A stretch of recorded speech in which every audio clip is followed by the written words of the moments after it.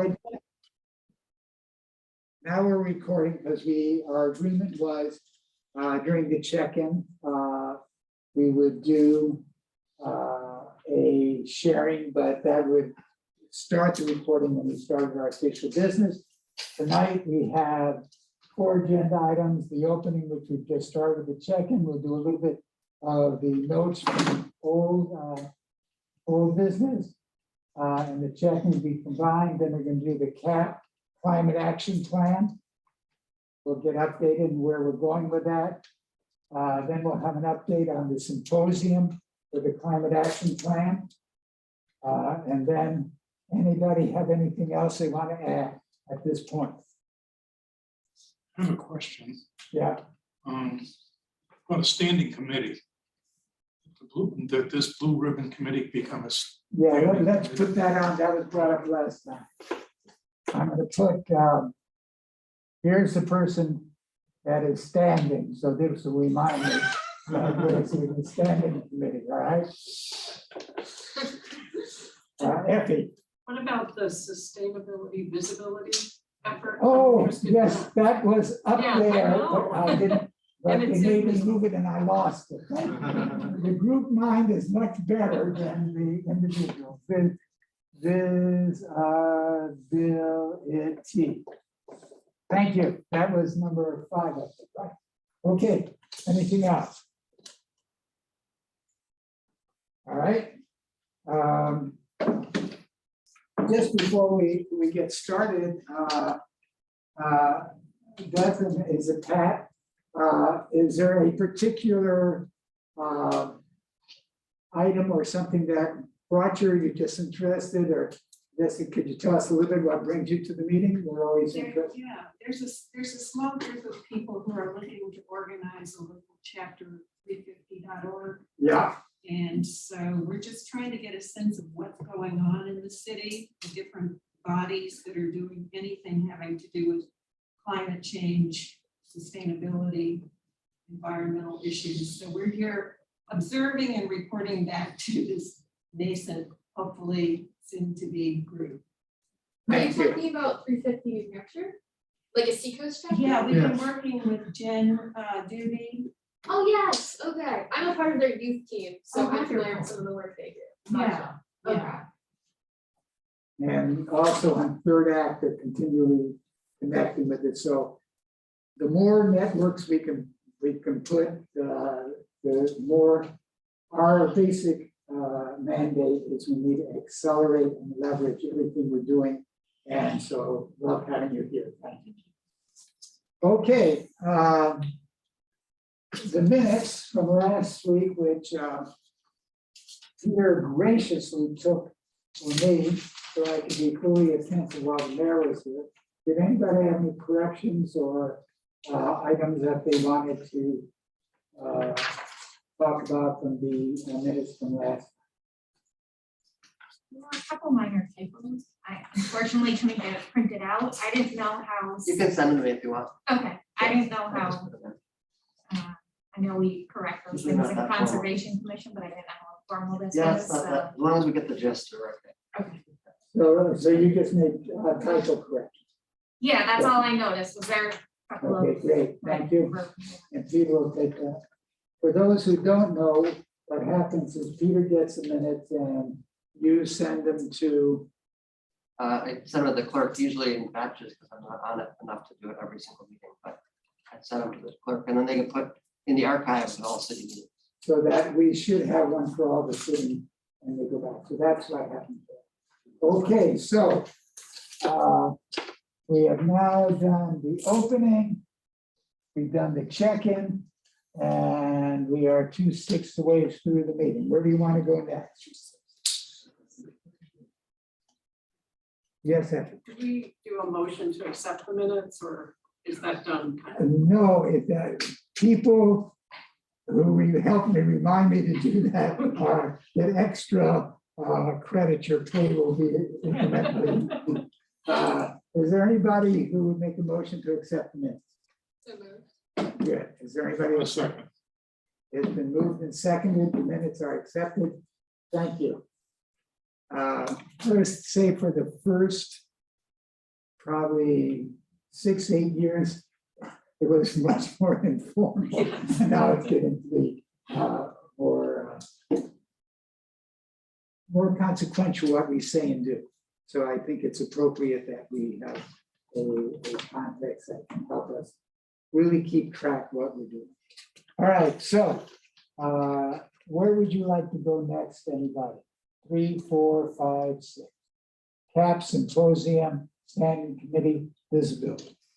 I think the community climate action plan is a good place to go. It'll probably take up a fair amount of time. All right, Or do we want to get smaller items out of the way first and then devote the rest of the meeting to that? I agree with Ben. I think the standing committee thing shouldn't take too long, so we can knock it out pretty quickly. all right. If that's okay with you there, we'll go to that. Standing committee. I'll speak to it. Sure.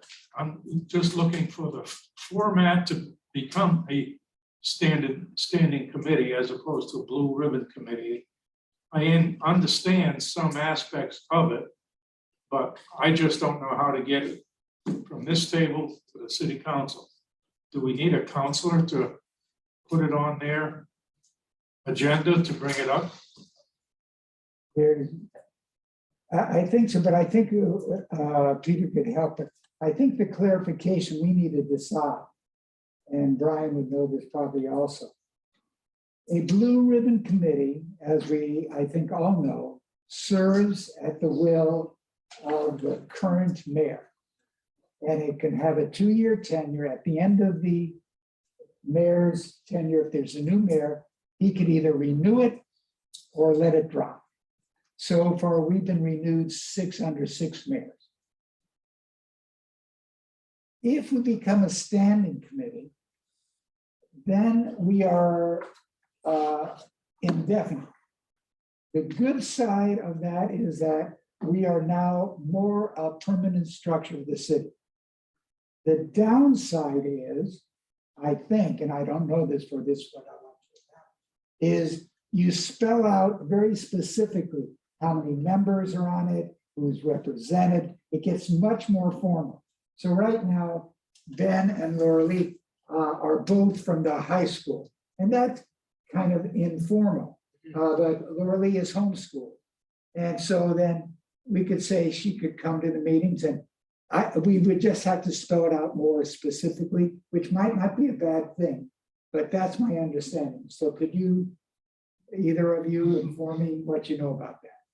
I don't know a lot about it, but I can look into it more and get you back. I think you're right about the fact it has to have a makeup, a specific makeup and a purpose and all that, but I don't know a lot beyond that.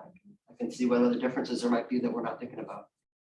Is there a way we could like require that there be like a youth member or? Well, we couple of already have members? representation from the high school. Well, yeah, I mean like in the list of like members that are required to be on the committee. Is Yeah. that something you could require? If there was a standing committee, there could be.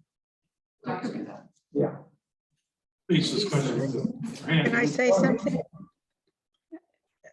I had Yeah, I was intended, just gonna say the upside to it, I think you framed pretty well. I mean, I think you do have to then post the agenda publicly. I feel like it's maybe 5 days before the meeting with the Zoom link, and then you also have to post minutes. And I think you can set the number of members, but you are right that you would have to sort of specify how they're selected.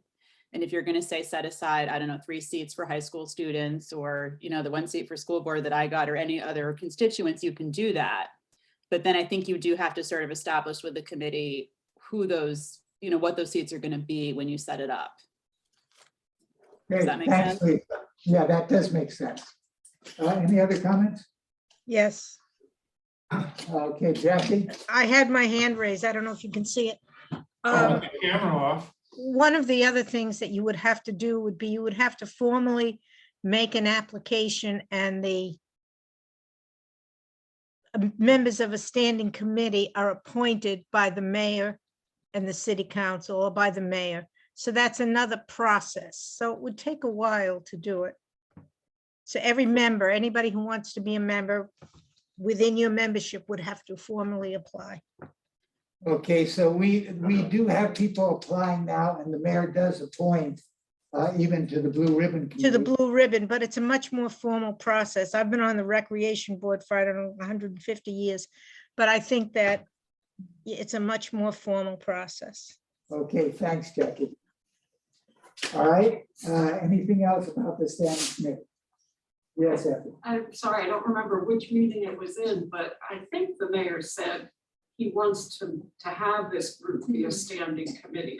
That was what brought it up. I think you're accurate, and that was in So I the expect he will make things happen And with staff help. anything else on that?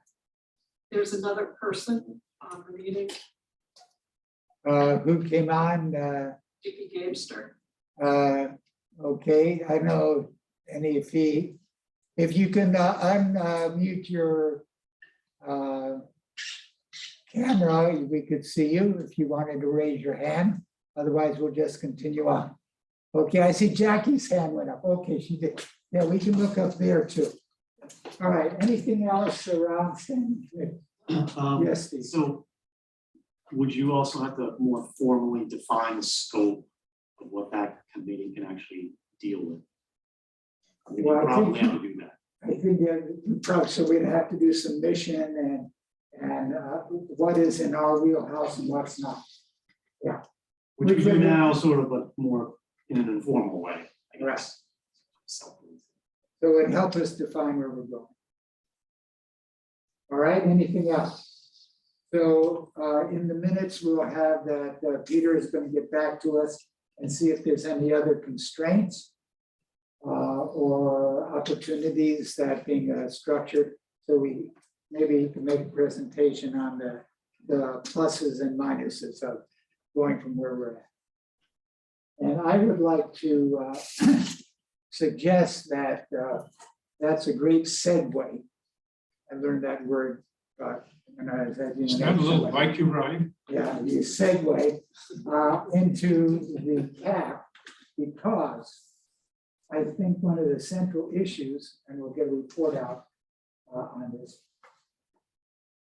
The big question over the next month or two or year is how is the city going to structure its resources, both personnel and financial, to address the urgency given the short window of time that we have to act on to get done what we want to get done. So the climate action plan, from my perspective, I'm just giving you context from what I understand, is a way to get us to do a systems approach that will help us make the decision, where can we get the best leverage and bang for our buck in a coordinated way, and be looking at solutions from a multifaceted or multimodal way. Because I'm going to give you an example that somebody gave me, was if we are talking about money for a bike path, and the money for the bike path, we say it's just too expensive for the number of people, right? However, if we look at that bike path over 10 years, and we look at it as part of a integrated walking pedestrian system, and we attach it to the health benefits, we attach it to the parking lot at the high school in terms of utilization of space, and we get out of the siloed thinking, then we might find out that the health benefits would way outweigh the cost of the bike path. Now, I'm just making that as what I think a multimodal kind of thinking we want to go to. So why I think a standing committee versus a blue ribbon committee would fit into what is going to be the emerging structure of the city to deal with something that is unprecedented. And we don't have answers for that. And all of us are collectively coming together. And so I can say more, but that's kind of where my thinking is going and Laura. Yeah, so are you So the plan for this climate action plan is then to integrate sustainability and climate action into most every facet of our city government, right? Is that what you're suggesting? I think that's a great question. I think many individuals in the city already think about sustainability every day. I'm sure Brian does, I'm sure, people here and city council. The mechanisms to get folks to work together and allocate resources is what we don't have in place at this point to the extent that we might need to. I don't know that. So I do know because I know somebody who works on the national level. And they have on every department for the US government, for every project that is being recommended, they have 2 criteria. I think I said this last week.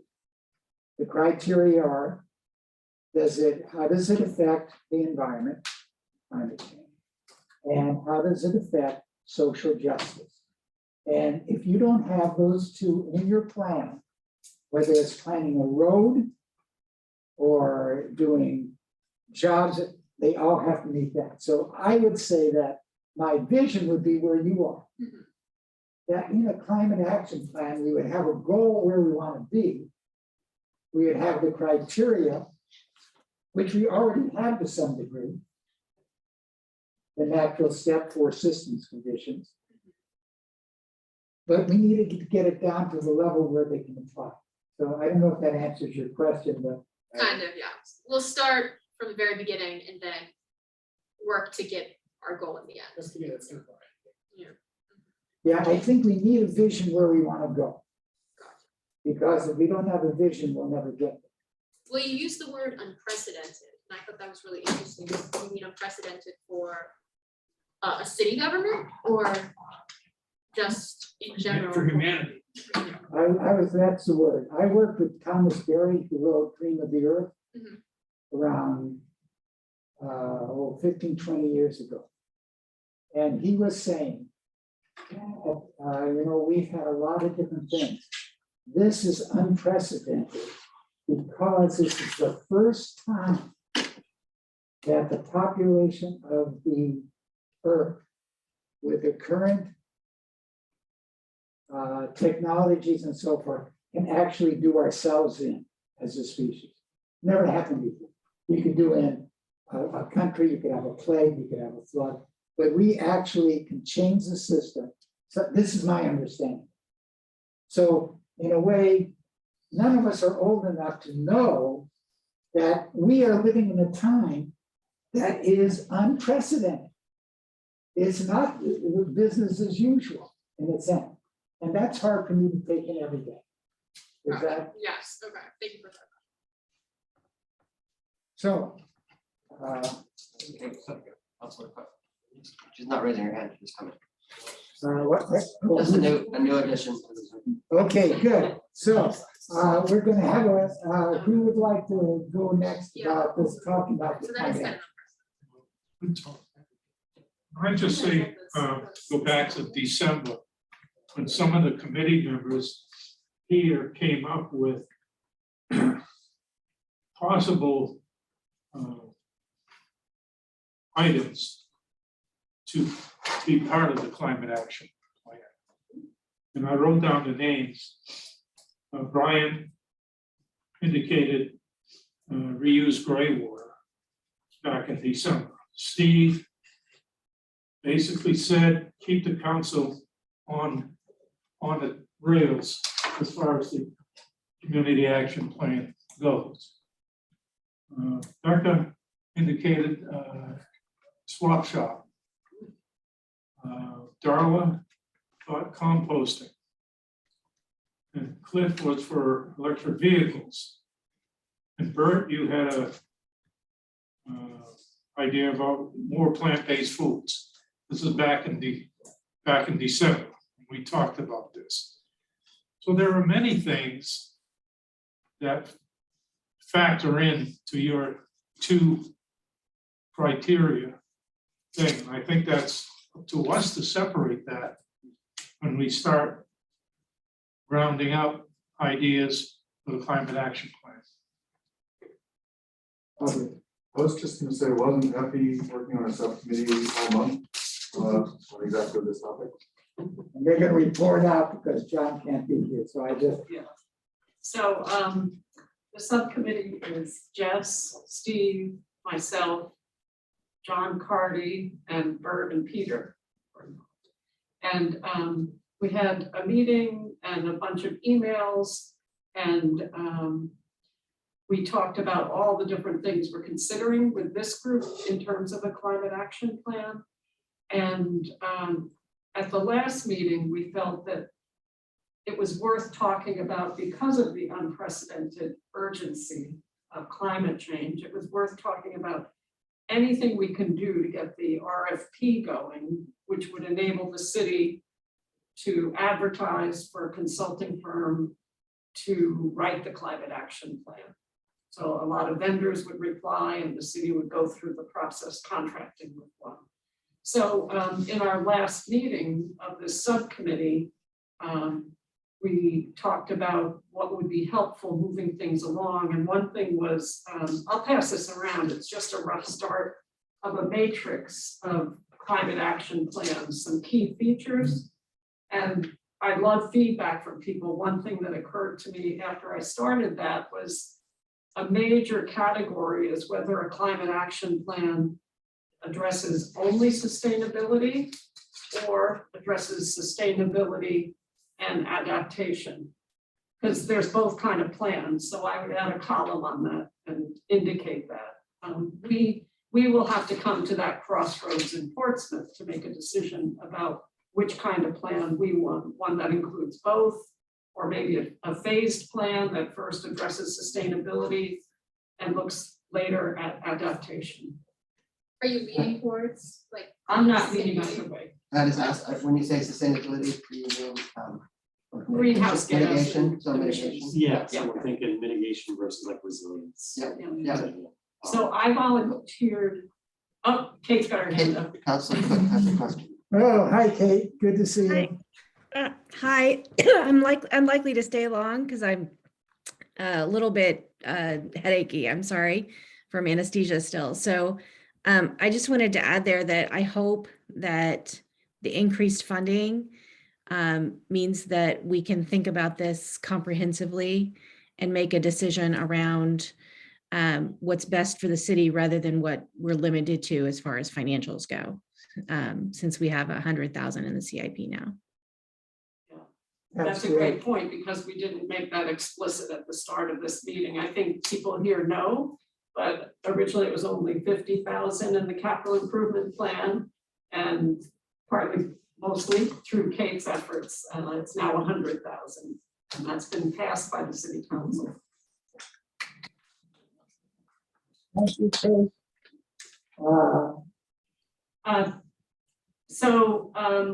I was talking about the matrix and adding a column that would indicate the model plans that we're looking at, whether they're addressing just greenhouse, not just, but only greenhouse gas emissions and carbon, or are they addressing adaptation, resilience kind of issues that Portsmouth needs to face too.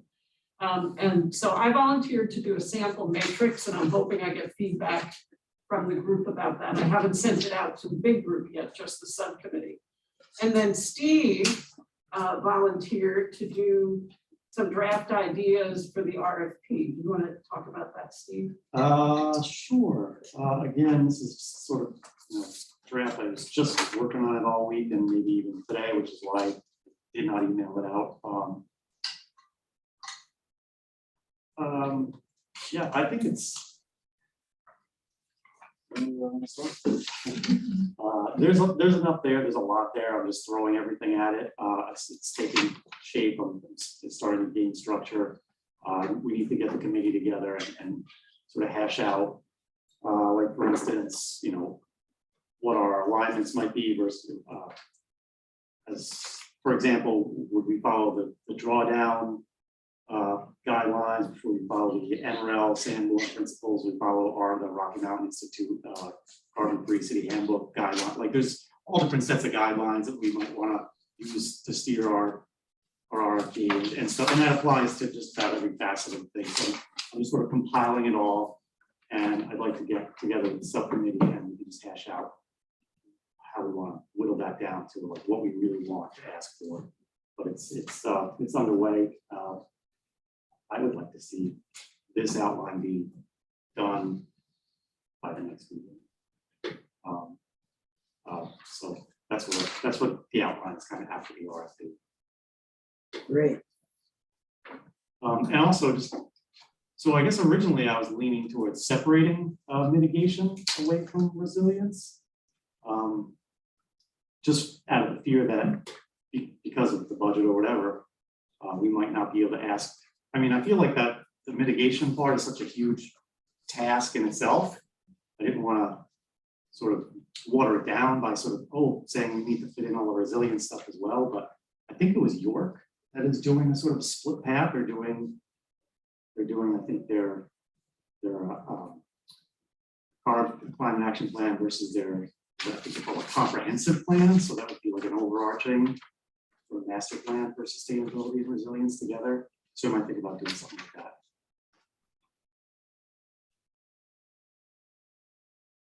You know, in response to your earlier question, and we've talked a bit about this in the committee, this is not just work for the city. You know, that would not have a big impact on carbon if it was just the city departments and having an electric fleet, electric school buses and all the rest. What it's really about is the city can play a role in leading and educating the citizens. I think some of you saw Ithaca came out with a plan there, or even in Portland, they're issuing rebates for people to go electric with their home appliances.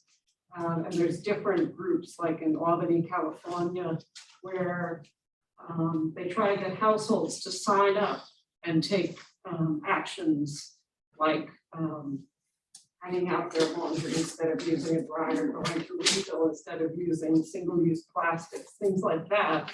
Because it's really, you know, there's the city, there's the residents, there's the businesses, and we also have the airport.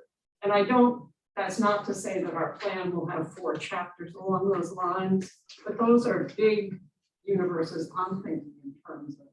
So the city role is very important, that leadership and education, and also the way Peter and Brian tie in with other cities and get to, you know, they get to hear about everything that's going on elsewhere, and maybe we'll even be able to do some purchasing with other cities or regionally because of their roles. So it's a multi-pronged approach is what you're talking. What kind of approach? Multi-pronged, a lot of different ways to go about it. Yeah. Gotcha. Yes. Could you send these papers to everybody? Because that was really informative. Is that That's the the draft outline? Okay, yeah, absolutely. As Steve said, he was just working on it. That's why the group hasn't seen it. And the other thing is we're working with this subcommittee, and I don't know the best way to keep in touch with the full committee. The next meeting's a month from now, and maybe we'll have an RFP by then, but people want to have input in the meantime, we could send that around. Yeah, I don't have the full contact list. I can send it to you, Peter, and you've got the full. Yeah, committee well, the list. email list Yep. goes to everybody. So I don't even know. you just do reply, you should be on it. The meeting email, yeah, you just do reply all. Sometimes I just copy paste every address from the previous email and I just send out a new one. Peter, I think I need to give you my email address. So you have Yeah, it. yeah. So the RFP, is that something the subcommittee is drafting? And writing up or? What we're drafting is kind of cumulative ideas and things we've talked about here. Peter is really the point person for the city Gotcha. to The city develop will the draft RFP. our RFP, but the committee's gonna provide input on different ways to, Oh, things to include and how to do it, what gotcha. would be best served.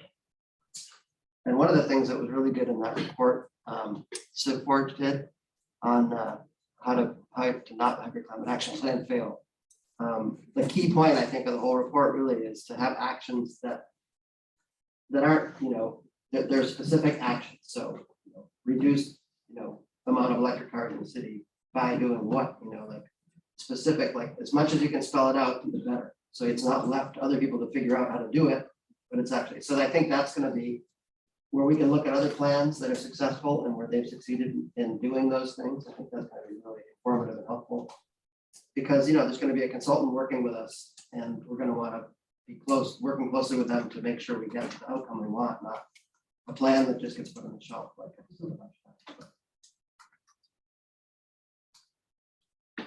Anything else on the cap? I just wanted to comment on Effie's matrix that she sent around. That this is a really complex problem that we're addressing. But in my mind's eye, to begin with, I keep thinking about keeping it simple, stupid, and not designing something that goes to the ends of the earth at this particular time, but the Ithaca format that was in that matrix that you passed around is something that I gravitated to. I like that. Something we could refine and continue adding to in the future. The adaptation, was that the word?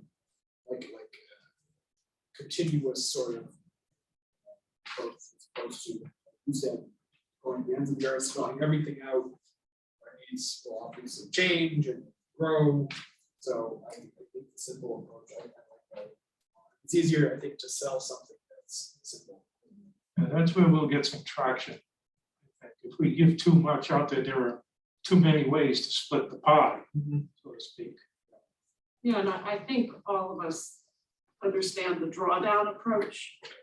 So which actions have the most impact will also weigh in on what we end up with for a plan. And a number of the plans have dashboards where you can see what's the key performance indicator and how are we doing. And not all cities honestly are succeeding with all of them, but the thing is they're tracking it and they have specific city staff or people from the public or business that are responsible for different actions. The data is there for us to sort of benefit from. I'm thinking as I'm listening to this that it might be a good idea to formally have in there a periodic review process, so it's a living document. Like every 2 years, it gets revisited. We see what worked, what didn't, what needs to be added, what's useless or whatever, and kind of keep adapting it, reshaping it, evolving it. I think that's a good idea. I think that fits a lot with the fact that a plan, from the way I'm conceptualizing, isn't a noun, it's a verb, because reality is a verb. Sustainability is a dynamic complexity, so it's a moving target. So any plan is going to be out of sync with where we are as we move. And so I really love simplicity. And I used to want to draw like Matisse, where you could take one line and he could make the whole human body come out with one line. And the reason he could do that was because he studied from a plaster cast the anatomy that went under that line and all the complexity that got it to be simple. And the other thing that I've quoted many times is Thoreau writing to Emerson, saying that if I had more time, I'd write you a shorter letter. And so what I'm thinking here, and very grateful when I see what everybody is contributing, I am very in the beginning stages of understanding what a climate action plan is or could do. And I think our collective knowledge, for me, has gone up exponentially since we put it in to even talking about it. And so I think our I think our hope is that we are getting this stuff together, so Peter will have the ability to write a shorter letter. And that's, I don't know, you're the one who's writing it. How do you feel about the way we're going about it, the kind of input we're doing? I think it's great input. I think that, you know, it's an RFP, so we're asking for people to give us their proposal for how they're gonna write the climate action plan. So we want to make sure they're hitting all the points we want them to hit. But at the end of the day, we have to work with someone who can put it together, who's maybe put other ones together that we like. You know, that might be a good way to start thinking about it. But also, it's gonna be that, it's gonna continue to be an iterative process, even after the RFP is done and it's released, and we have a consultant. But I like the idea of, I think that's really important, that it's in your idea that it's a verb, not a noun, that it's not a thing that sits on a shelf. It's gonna be something we refer to. And then maybe we have a commitment to do certain actions over a certain period of time that keep us on task to do things. That's, you know, that can be built into the approach. And that could be suggested in the RFP. So the RFP is gonna be a guide for the consultant to come up with the what they say they're gonna do, and then we hire them hoping that they will be able to do what they say they're gonna do. And that's a continuous improvement process. That's what you keep looking at where you're going, and if you're not going where you're going, which you usually aren't, then you make course correction, and you do that all the way down the road. I want to do something really quickly.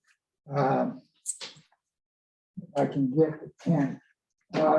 Just so we know the big context to the small, I'm going to put on here, I want to put where I think the climate action plan fits into where we're at in our current environment. And this is a big picture down to the small. I don't know if I got it. I put it out because we are an eco municipality. And under that, we have the 4 system condition of the natural step. The natural step. So we're defined by a definition of 4 conditions to become the natural step, the big principles. And really, if you wanted to say, we already have those in the city. We don't want to pollute, we don't want, I mean, we have all of the things, the 4 conditions. Then we got down to drawdown. So, okay, we have the conditions, but how do you actually get to the solutions? Drawdown gave us the solutions, and they prioritized them in terms of the ones that get us the biggest for our buck. Now, we're getting a climate action plan, and we're going to say, okay, if you have these solutions, how do you get them into your local environment in such a way that you use the biggest solutions, following the big overall umbrellas to make the biggest bang, and we do it in a time period that will help accelerate and get us where we want to go. That's kind of what I'm thinking as a conceptual framework. Yes, Ben. And every item that makes its way into the climate action plan will obviously be measurable. And when you propose the review process, I would say the most, this is basic logic, I would think the most impactful measures are the ones that would be first in line for increase in funding or for, increased focus. I think going back a little bit, circling back, I think the simpler approach allows more room for optimization, which is why I like it so much. We can, we won't lose sight of all the the history we have as an eco municipality and all the umbrellas we have, but then we can. I'm supposed to know how to turn this off. Got a halfway there. How do you turn these off? Push the button on the side. I hate those. We have new legislation to block spam calls. Waiting for it to kick in. But then with the simple approach, no worries.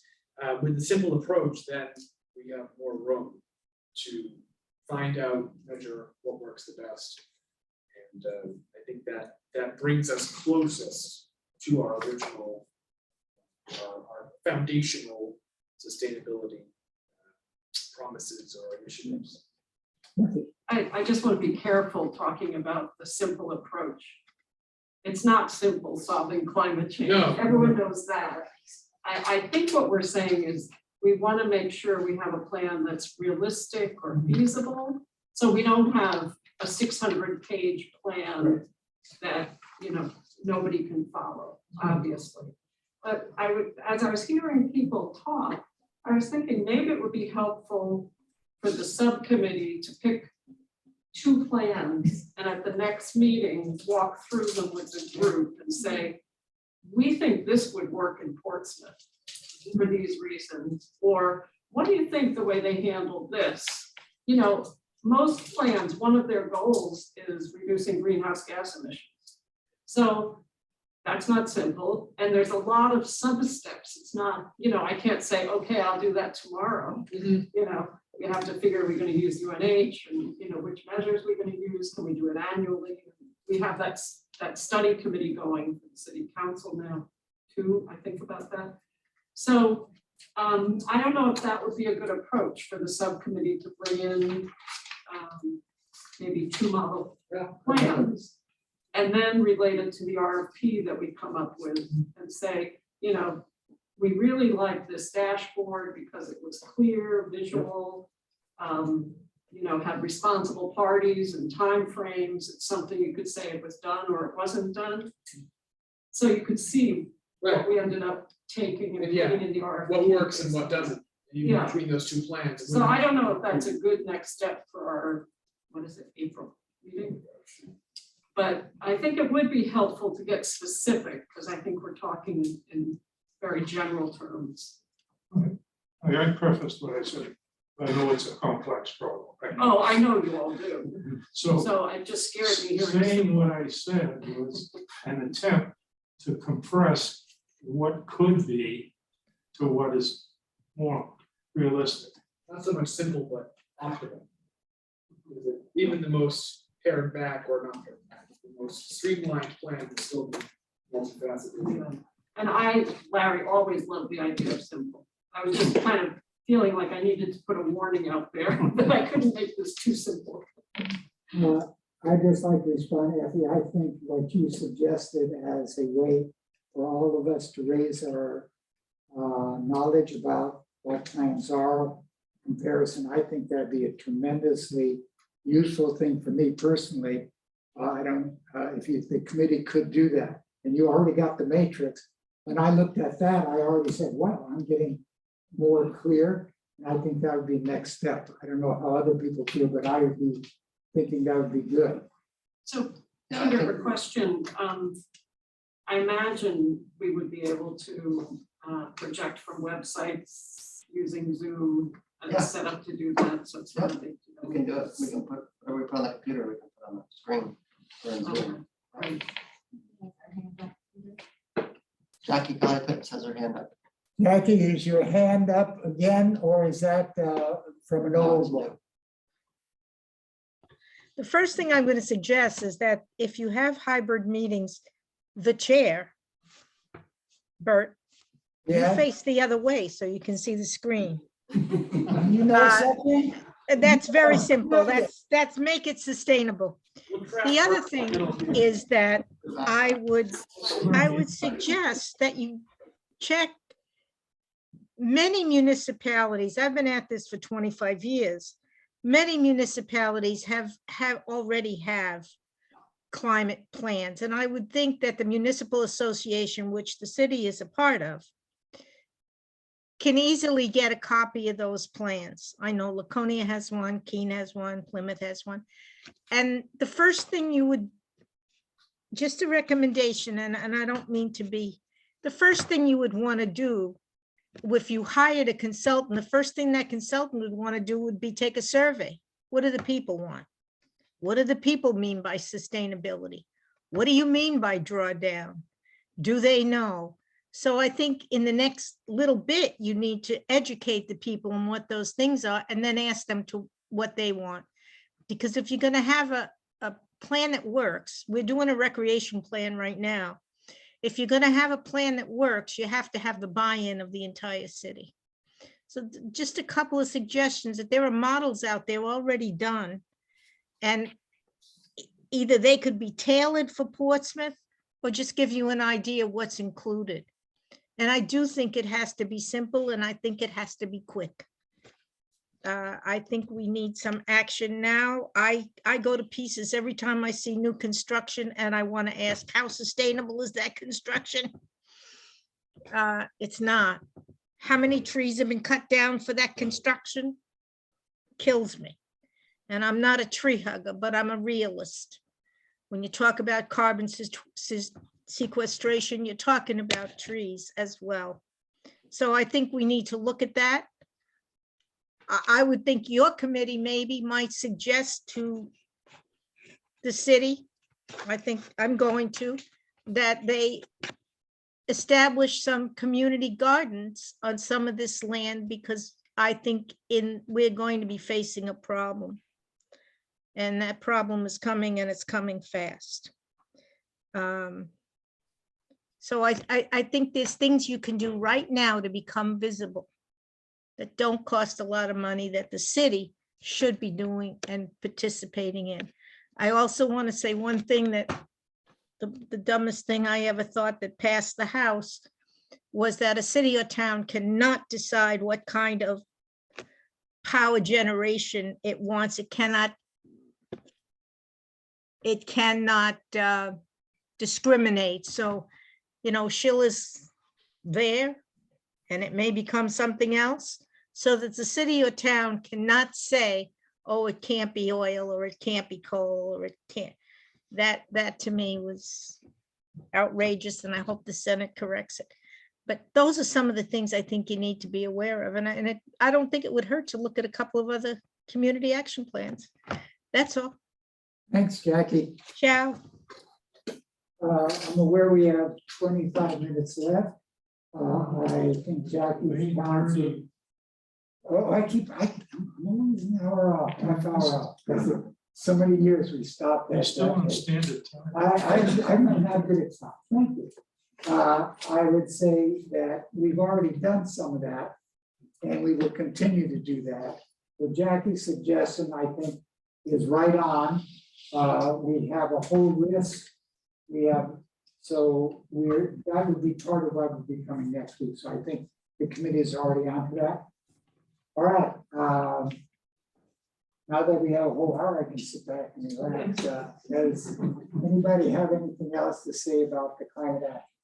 Well, I agree, because I heard Jackie also say that we need to have the community engaged. And I think that relates to the symposium that we're going to be talking about, as well as it will be part of the consultant's work. Also going to be part of this visibility effort. Right, yeah, yeah. So, And a second thing she mentioned was about, we could be doing things in the meantime, and I think that's great. And we're trying to coordinate with other groups like the Portsmouth Climate Solutions and the High School Ecology Club, and trying to get, CRI's getting the RAD going and Planted for the Planet. So we do have things going before the climate action plan is done, and I think that's really good to keep in mind. and so just to let people know, Valentina, who usually here, she was not at the meeting last night for Portland Climate Solutions, but she was calling up the restaurants to get them to sign on for the planet, because they're so busy now. Last year they just came. She has to reach out. So right now, there are people who are actually out doing the things that we had talked about. So that's encouraging. I share that because we're not alone. Everybody's doing their little piece, and that feels really good. I think Jackie has another question or comment. Jackie, yes. No questions. Oh, I thought. Okay. All I right. tried to lower my hand. Okay, and I will take your suggestion. This is the first time we've had a screen behind it here, so we will change that. All right, where I sit or the chair sits. Anything else on the cap? So to summarize, we will have the committees going to meet, I think, weekly if they can, and We'll come back with a RFP sample and a couple of plans to look at and educate ourselves. That's what I heard. Okay, so we can move on. And I think that segues nice into the symposium, because basically the city is part of a bigger system, which includes everybody coming and going from Portsmouth, and which includes the airport and people who travel through. So we have a really complex system. And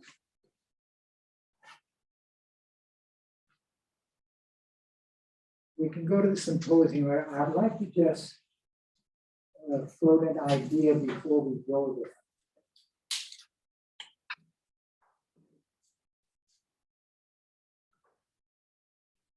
Somebody in regard to the current war that's going on, and the conflicts in the world, said, perhaps we need new institutions.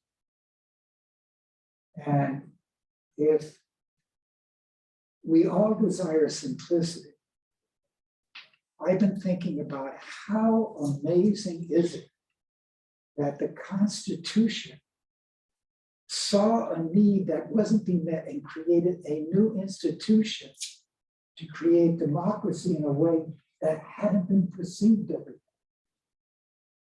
And I'm thinking the monumentality of the task that we're approaching is looking at all of these things. Is there a new institution that is going to emerge, which is going to change the culture and get us as a species back in tune with how to live sustainably on the planet? And so I'm a know that I don't have the answer, but I was looking at, somebody said, I don't know who it was, I won't even quote them, but they said, if my life depended upon an answer to a question and I had 1 hour, I would spend 55 minutes figuring out what the question was, and then I'd spend 5 minutes on the answer. So in some ways, I think we're trying to figure out what are the right questions to ask. How do we get the public involved? How do we make this an integrated system that we haven't made before? How do we get the resources of the city to function in a way that has probably never functioned before? So I don't know the answers, but I carry those questions. And that's kind of the context that I see the symposium. And I'll just do 2 other distinctions. I think the committee, Blue Ribbon Committee for the CAP, is working on the RFP and the different models. The symposium, which is being sponsored by Portsmouth Climate Solutions, is a public entity. It's composed of citizens from the high school, from the older generations, from business. There's all kinds of us. It's a small group, and it even includes people from outside of Portsmouth. We have Somersworth, we have Durham. So that group is a way that is representative of that 98% that isn't the city. And we're going to use, I hope, the symposium to educate and then to move it into the community. So I think we're ready for a report on the symposium if anybody wants to make that. Sure, I can do that. So ultimately, Allison, who is one of the members of the symposium subcommittee for the Portsmouth Climate Solutions, has sent a letter to the mayor trying to confirm a date and also coordinate with Peter as to when it will be. They are hoping for early May. They're thinking it'll be about 2 hours in length. It'll be virtual. And just to be clear, the intention is that it'll be a panel of people who can talk among themselves about, from local towns. So they've reached out to Exeter, Hampton, Northampton, Dover, Rye, Stratham, Durham, Newington, Newmarket. I think that's them all. And so they're hoping to have people who are involved in creating a climate action plan with those cities or sustainability for those cities be part of this, as well as some subject matter experts. So they've reached out to UNH, so that at their sustainability department, they've reached out to Abigail Lyon, who is part of the Coastal Adaptation Work Group, and Jennifer Roden, who is the Rockingham County Planning Commission, but she's also involved at UNH as well. And so they're hoping that these people can join together and discuss what these towns and cities are doing currently towards their climate action plans or have already done, and what's worked and what hasn't, and if these subject matter experts have any insight as to how to improve things and shift things and make them more successful. And for us, hopefully that'll help us to gain a ton of knowledge about what might be a good option in helping to develop our climate action plan, and also just create a network of people locally who will be addressing a lot of the same issues that we will, since we are all right here on the seacoast, and so we're all collaborating together. To Jackie's point about the survey, that made me start thinking, because I know there's also been discussion of maybe like a second symposium or another educational event for the community to get more involved and have a say after we do this initial one. And so that might be an appropriate time to create a survey to get feedback about what citizens already know, what they would like to know, how they would want to see something structured to help them get more informed and educated for how they can participate. That's just sort of what I was thinking about right now. After she said that, that might be a good segue for those things. But so that's really where they are at right now. They are waiting for a hard date. I see you, Kate. Oh, bye. And then once they have a hard date, they will follow up with everybody to get more of a defined thing of this is when it is, will you be there? And then start sharing that information more. Thanks, yes, that's good detailed information. Anybody have any questions or comments on the symposium?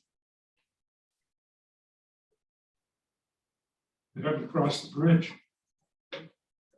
No, they decided just to keep it local within the state, because the other piece is that, well, at least from my understanding, is that different states have different broader regulations, different funding, those kinds of things. So if we just kind of keep it to New Hampshire, and big broader pictures will all apply to our communities. Whereas Massachusetts, you know, they have a lot of different, you know, state guidelines and those kinds of things, the same in Maine. So I think their thought was just to keep it within the state for now, just to kind of get a picture of a group of communities that will all be working under a similar umbrella.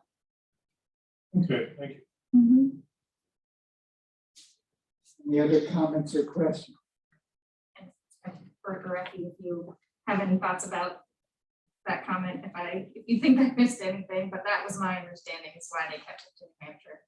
Yeah, I think that's an excellent way of knowing that people are looking into this and realizing that's not a point I had thought about, and I think it's an excellent point. And also the comment was to keep this, our first run, small enough so it's that we can handle it, because we're still finding our way.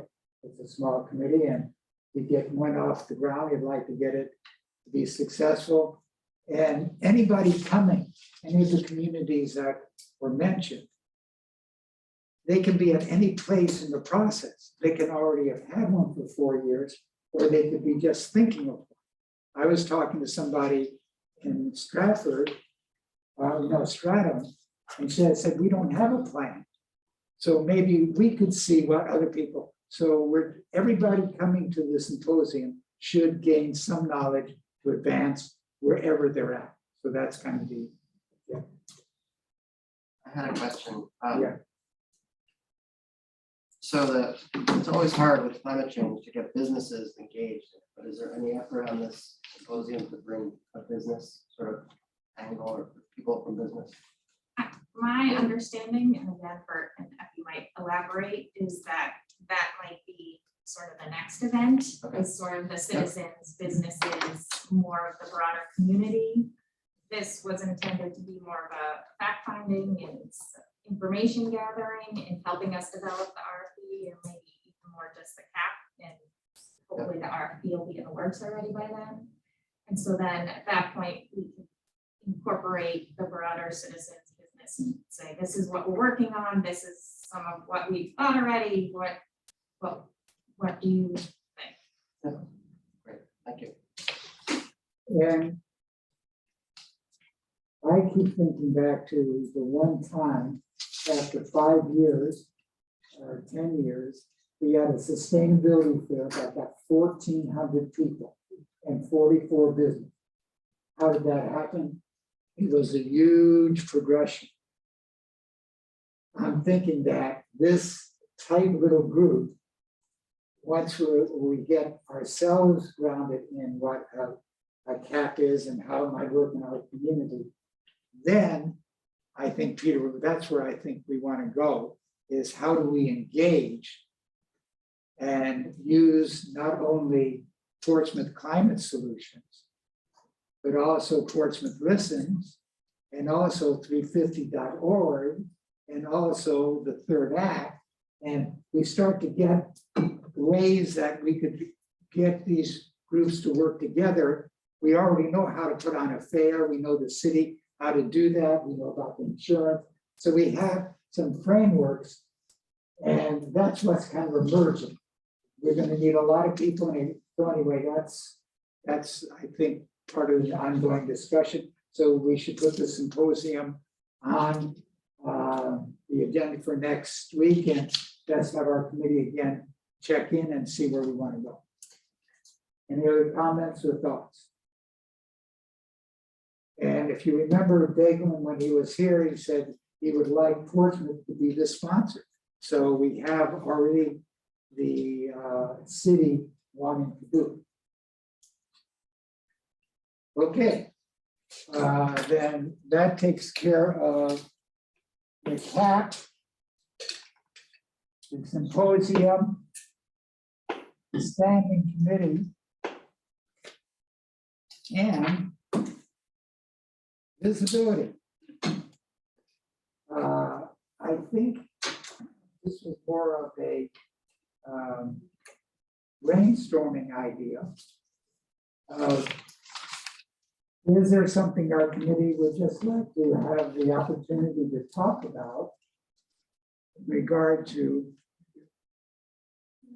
Thank you. is the committee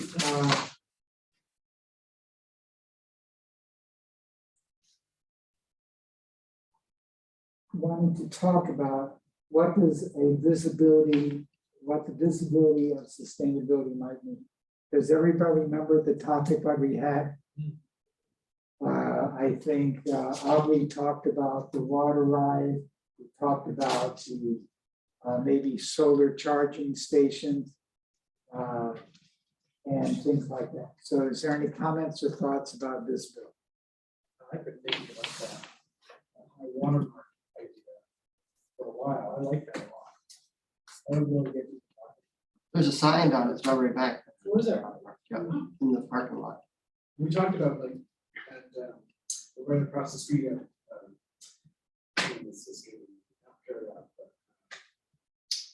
but, field. And the tennis courts and painting a line all around. Yes, Larry Field, thank you. Painting a line all around, you know, or painting on the schools or on, you know, city buildings. I thought that was just so simple, you know, simple being the word of the day, I guess, but so clever. If it became a problem, we could, you know, you could probably paint over it, but I think it would be a minimally invasive, you know, minimally costly thing. really, we're talking about visibility, that is, we'll see it every time. we walk around. I think the symposium factors into visibility a lot. I think capitalizing on the success we have in the short term, we know we already do, you said we have the framework, we already do know how to go forward, leverage, leverage that support for all of our projects. So I think as far as visibility is concerned, obviously more fun projects are always good. Or ideas, never a bad thing, but I think we have a good starting foundation with the climate action plan. I think we're going to be getting a lot of exposure, especially the RFP. Going forward, it's going to become, it's going to enter the public lexicon. Those are my thoughts. I think we're on a good trajectory.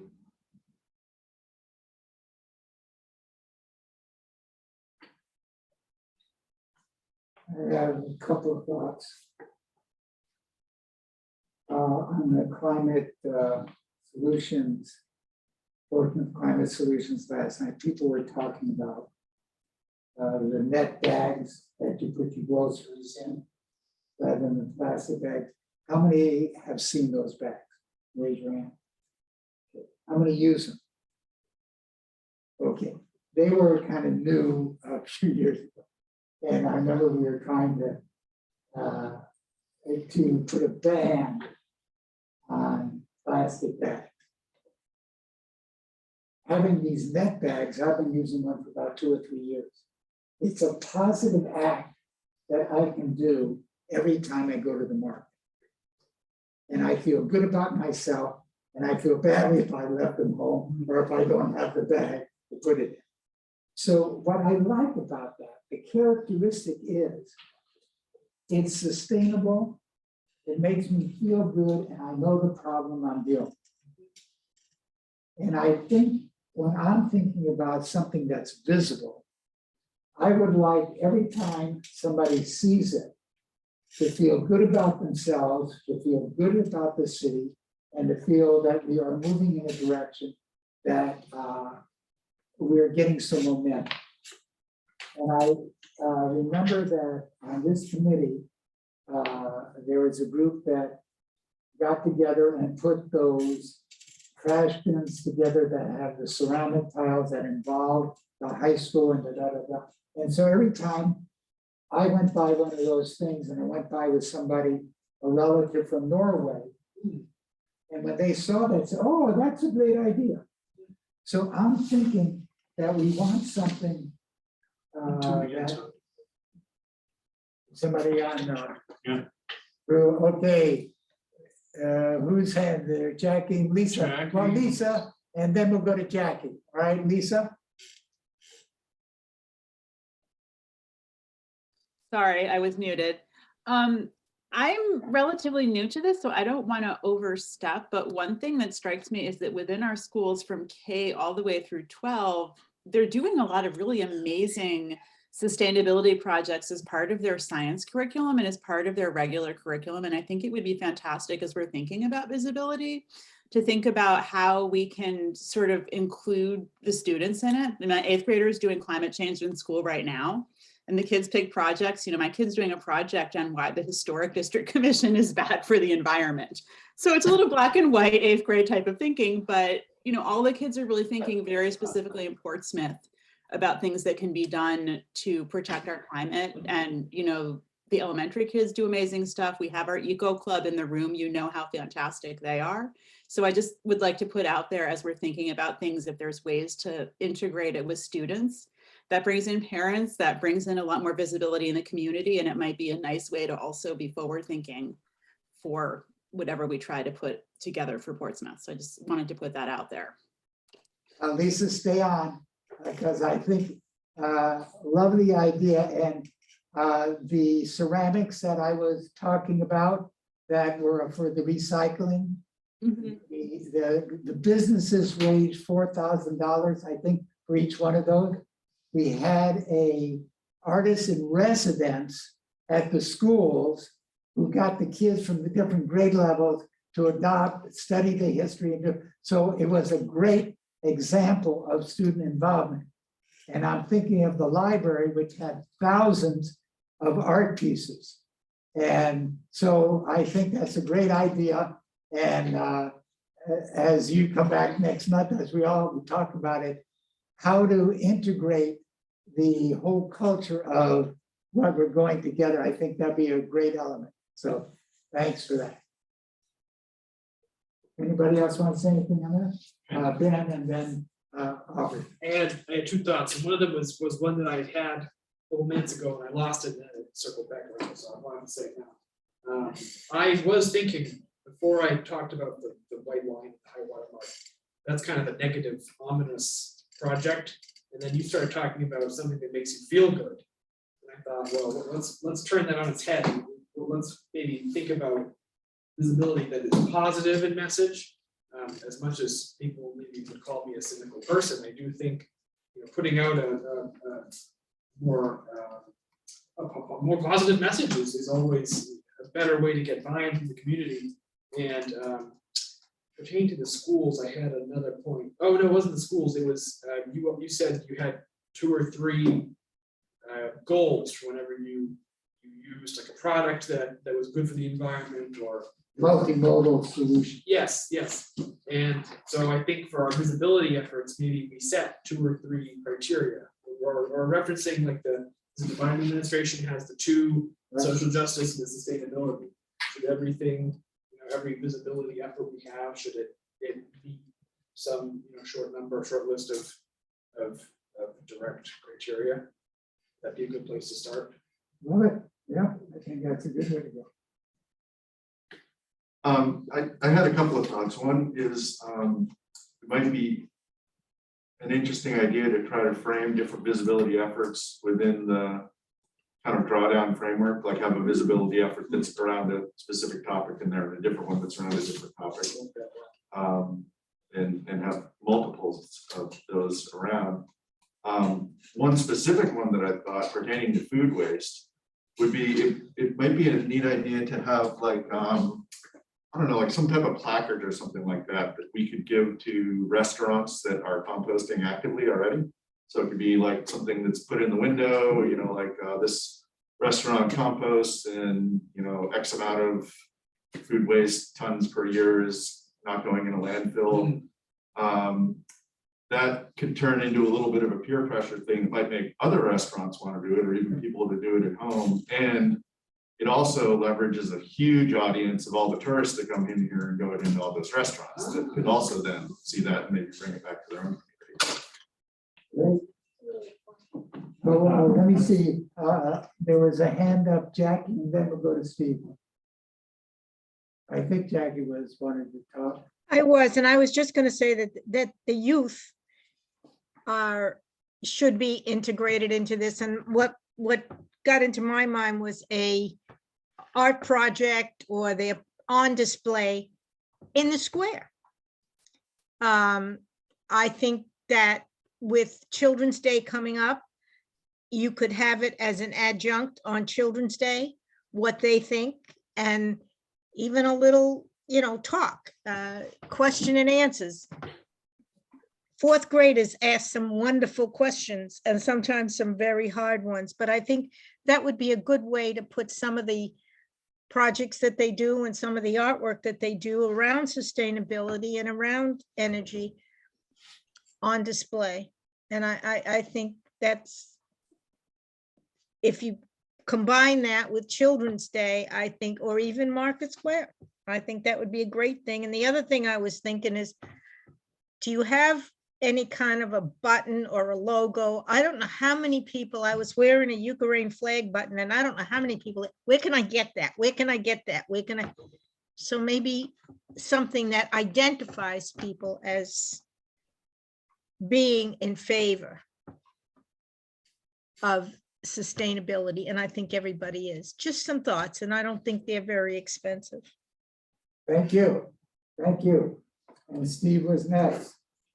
Yeah, it's interesting. Ben, Aubrey, and and Jackie were actually kind of hitting on sort of a similar thing. This is a thought that I heard somewhere, I don't know, I might have read it, but I was just talking to my wife about it before we came up here. Just it's a difference in how you frame something. So for instance, like you were saying, frame things in a positive light. So when I was just wondering out loud before I came here, like I wonder how Josh Denton's styrofoam ban would have went over in the council.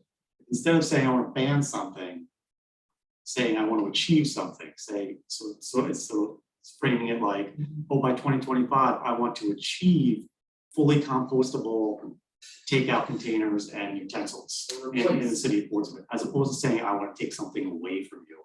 And people perceive, like, they might not realize they're perceiving it that way, but they will recognize it. And I think Aubrey touched on that too. If you're giving restaurants sort of little certification saying that they're doing the right thing, you're sort of framing it in a positive light.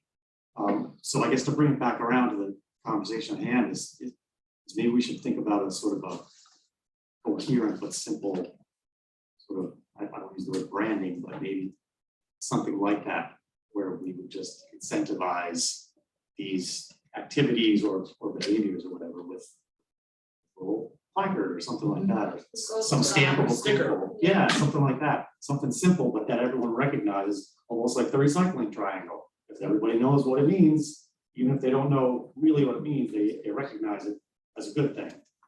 It's just something simple like that, could just keep it consistent. Yeah, exactly. A little thought that might be effective.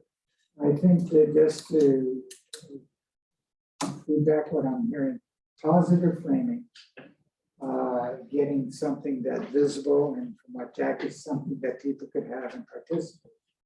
And I think Brian's presentation, how what was it, the Blue. fish? Think blue. Think blue came up. I think that you get to see, so I hold that little thing from thing. So that's what we're talking about, branding. I'm aware that in the past, this committee meets once a month, and we're generating some ideas. And these are kind of getting down on ideas that are going to take people a lot of time to work out.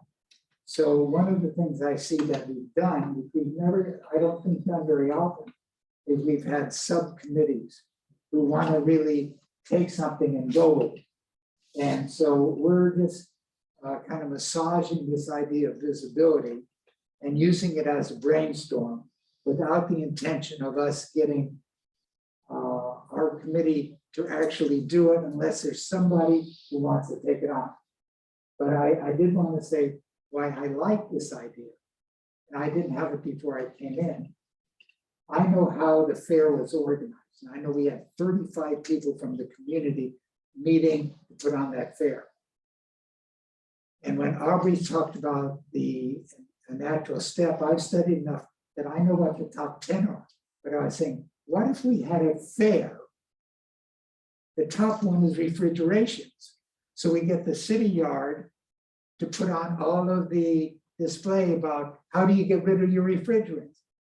Number 2 is the land-based electric. Number 3 is a food-based. So we could actually advertise the top 10 solutions in a fair with people organizing. We could have fun and anyway, and a plant-based diet, educating girls, and so forth. So that starts to simulate my thinking, which is what I hope would be happening. And I think I'm going to be thinking more about it. Yes, Ben. I think thinking blue, could think green, could be a Portsmouth certified green thinker or something. But I think we just heard the three of the criteria that would make a perfect visibility campaign or a visibility component. We said positive, uniform or universal, positive, universal, and there was a third one that was either affordable or it's escaping me now. It's been a very long. Yeah, it wasn't because it would involve like everybody would involve businesses. Like this would be the seal of approval. You could put it on, if you had an electric car, put it on your electric car. Have a business that composts a lot, put it on their door. would be like a totally universal, uniform thing. That's just what I'm picturing is positive, easy to understand, maybe universal, but I kind of lost. I think to add to that is, other campaigns, people have taken the pledge, so like, I took the pledge, and maybe they've signed up and it's like your list, Bert, and it's like, well, which ones am I gonna try to do this year? Maybe next year, it's like, oh, yay, I was able to do 2 of those, and now I got 2 more, kind of, that positive thing. You can tell people you gotta get rid of your refrigerator, and they're gonna be mad. But if you say, hey, if you got rid of your refrigerator, you'll save money and you'll get rid of, something that's gonna put CFCs in the environment. Replace Right. One thing I was thinking about was something I've seen in other cities. It's just a solar panel built into a park bench, so people can charge their phones. And so, yeah, little stuff, That's what works. It demonstrates using a renewable resource. And one thing that I was showing people, I'd seen in 2018, it was kind of a sculpture, I think it was from Holland, but algae is very effective in sequestering carbon, more effective than trees. So there's been some work, I'll pass this around, I think you'll be able to see it, like a sculpture using algae. So I don't know, that might be a little bit too intellectual, but it turns out it's green. And we could talk about carbon and be an educational tool. I think my pool's full of algae right now. It's sequestering tons of carbon. Well, these are all. I've seen them over the Audubon, they have sample lovely. ones Yeah. that they actually take the filthy air and somehow. As long as we don't end up like the Gulf of Mexico, which has a little too much algae. Oh, it's not like that. These are all good, I mean, in terms of thinking about the climate action plan, not to go back to that, but the climate action plan is gonna have all these actions, but getting the community engaged, these are all great ideas that we can do here locally and as a committee and as residents, but you might want to engage, professionals too, or we will need to help with that. And any way we can do that too, start thinking about it. It's gonna be important if we really want this to reach out into the community and businesses. I love those. Oh, wow, that's cool. Those native conservation voters We have stickers. artists here. And what I'm aware of is just like there are thousands of climate action plans, there are probably a slew of already well-defined ways that communities have made a visible positive statement about sustainability. So we don't have to maybe even invent it, and there's organizations that probably want to come and help us do it. So there's where I think this, I just say, I'm gonna keep my mind open. I get emails all the time about, do I want to do this or do that program? So what we did tonight, I think, was just open the door that we would like to have something that is positive, visible, and as we're walking around, will something like pop in people's mind and bring it back. And we'll put it to the agenda. So with 18 minutes left, I think I'm correct. Is there anything else about visibility? I have one more thought. Yeah. That's actually really cheap. That could cost almost nothing. The city sends out a newsletter all the time with all kinds of things on it. We could have like a little segment in there every time that's like one little blurb on a drawdown step. That way, everybody who gets the newsletter can, see one little bite-sized chunk to read as they read the newsletter. I love it. And if that was something that a group wanted to take on, that would be, yeah, that's what we owe it. There are, those are the kind of ideas would be simple but then we need to put the infrastructure to keep it going. So I love it. Okay. All right, we've done everything except the close. Unless there's something else somebody wants to say, we'll do our closing. One Yeah, question, I guess. Use the history of the council, Bert. Has the council ever approached or considered PACE financing in the city? Yeah. Okay, PACE and CPACE. right. both. I think CPACE is the only one that's enabled by the state right now, right? Yeah, we looked at CPACE. I don't know what, and why it didn't go forward. It was complicated and. But there was definitely a lot of discussion about it. I have to go back and look at what transpired, but. we want to define that for The everybody. group, anyway, the sustainability committee looked at it. I think we might have talked to the council about it for a little while, for a little bit too. But, never really talked. Can't remember why. Okay. It was I like forget- 3 or 4 years ago. Yeah, I forget what the acronym stands for exactly, but it's a funding structure, Property assessed, property, yeah. something. Property assessed efficiency, property assessed efficiency, something like that. Yeah, but it's a financing structure for, well, CPACE is for businesses, regular PACE would be for homeowners, to finance energy improvements on their house that might be more expensive than they can just drop a big lump sum on. But it has the benefit of like working through the taxing body. So it's actually an assessment on the house you would pay as part of your taxes. And then if you sold the house, it would stay with it. So the next homeowner who benefits from those solar panels or extra insulation continues to pay it off. Yeah, we did talk about that. So when we get down to climate action plan, that might even be one of the items that would help itself. Yeah, I'm glad you remind me, I forgot. Yeah, we did talk about it. I think it was Wes. Yeah, I think was, but then there was that group that was working on it, Yeah, so they did work on it for a bit. Jordan Institute. All right, anything else? All right, tonight. Our closing. Let's sit for a few 20, 30 seconds. What are you taking away from this?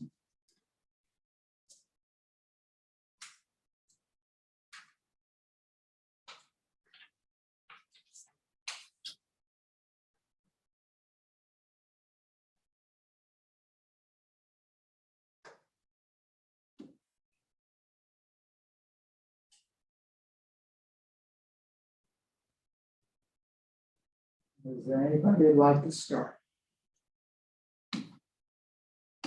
And then you go that way. Yeah, okay. I just realized today, I looked at my, my little list of activities and I realized that next month would be my 1-year anniversary on the Blue Ribbon Committee. Time flies. And it really just made me start thinking about all the projects we've hatched and all the progress we've made and the innumerable just multitudes of things that I've learned from just sitting here and listening and absorbing and watching legislation take shape and watching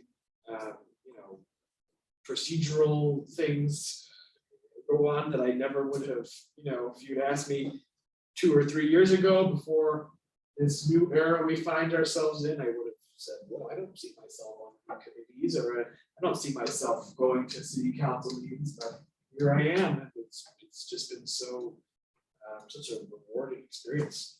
I've been in awe of it even now, a year later. So I think looking at all the things I've learned and the progress we've made, I'm just really excited. Really so appreciative of the experience.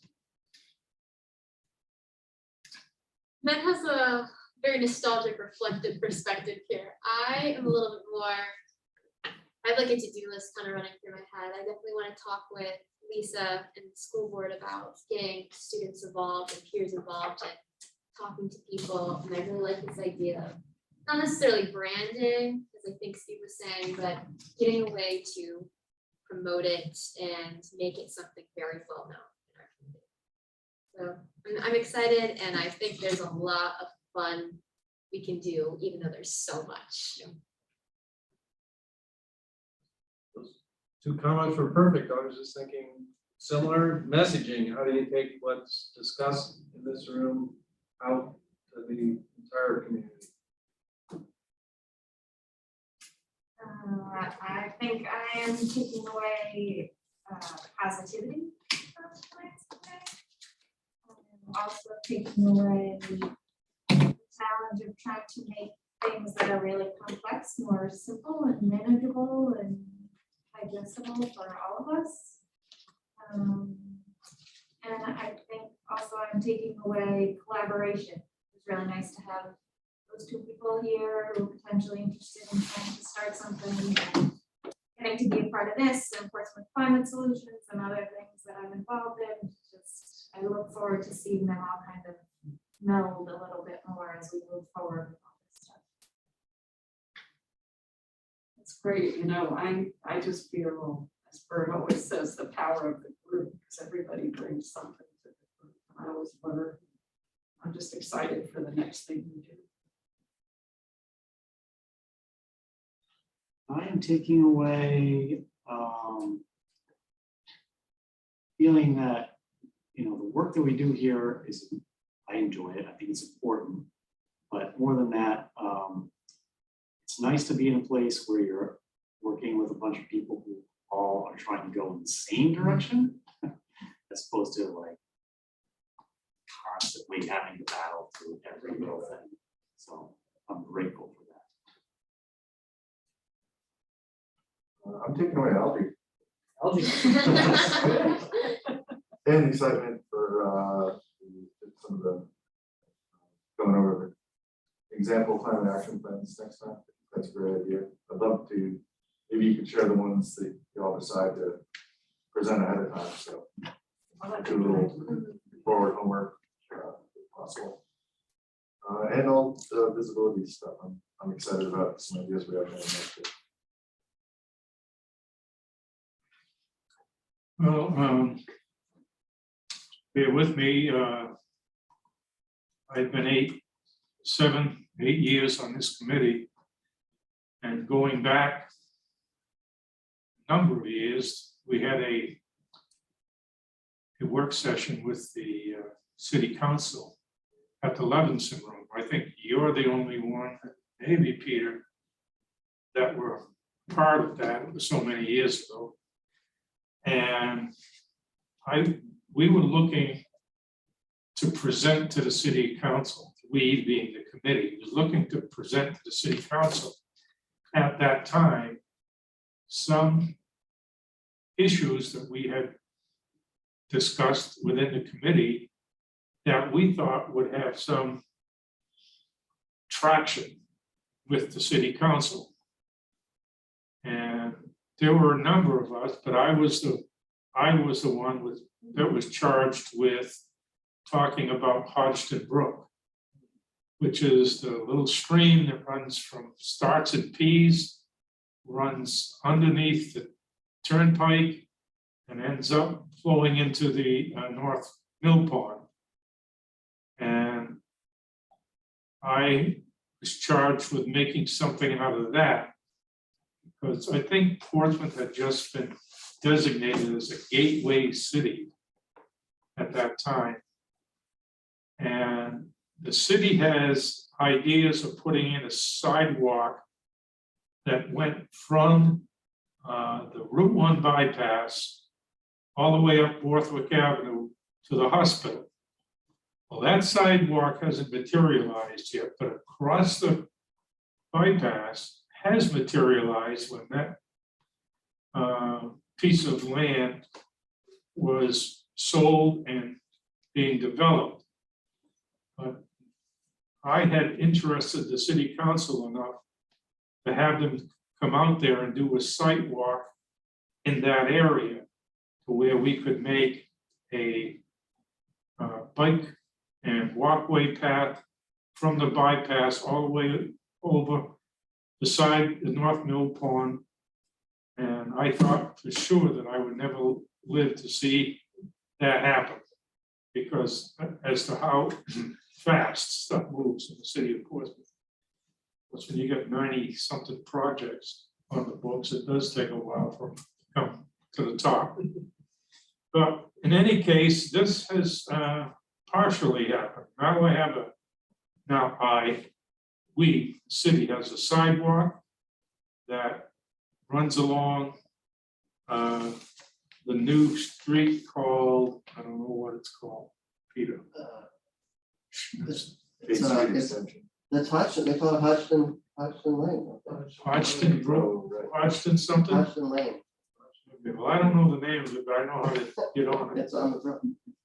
So anyhow, that has been done up to a point where at least I can see progress.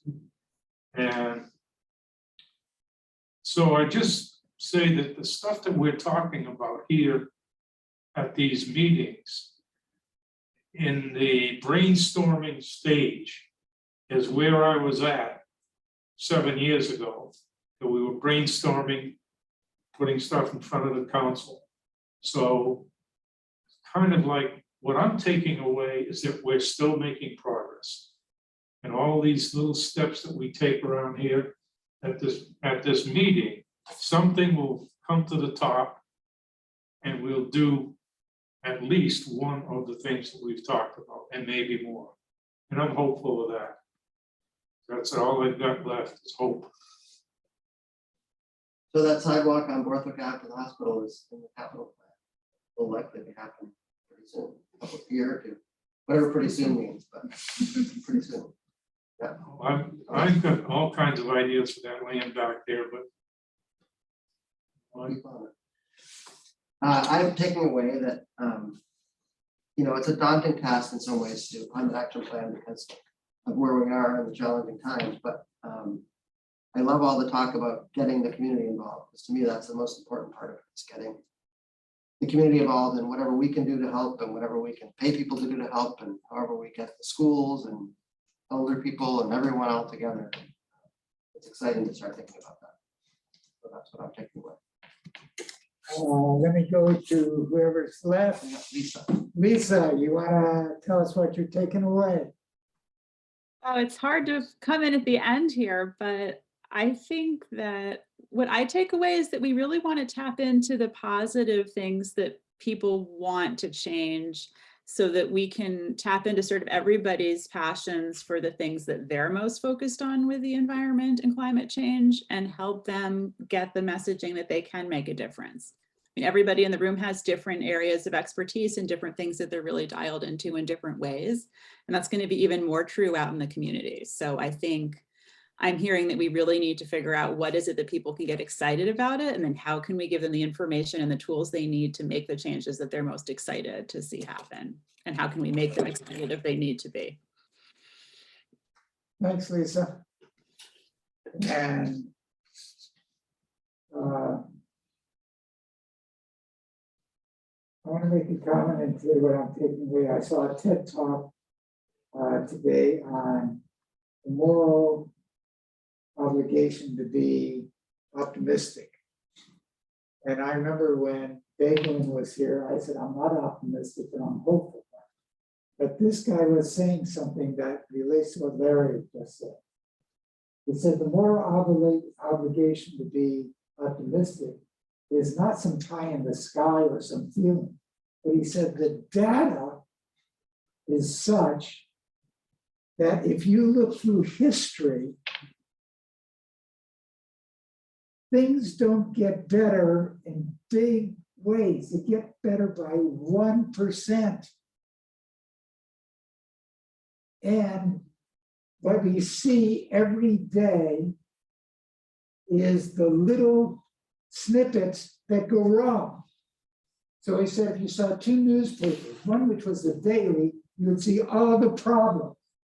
If you saw a newspaper once every 100 years, you'd say, oh, polio was eliminated. Or just so the big ones take a long time to get to, but we are inundated with the little ones.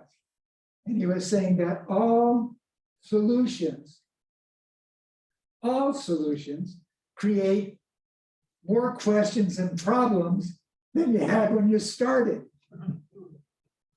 And so we're in that time where we have a slew of problems, yet the ARC has been moving towards getting those solutions. It wasn't that people wanted to ruin the environment, but they were solutions to make a better life, to have refrigeration.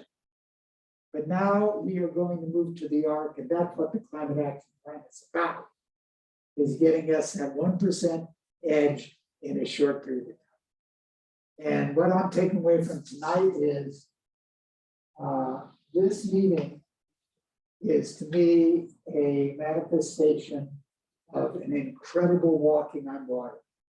When I see a screen participation with Lisa, the hybrid meeting, if you would have told me 5 years ago, we'd be having a meeting in City Hall with masks, with hybrid, with committees, that would have been something that would have been off the walls. And I'll wind up, I'm gonna study for cognitive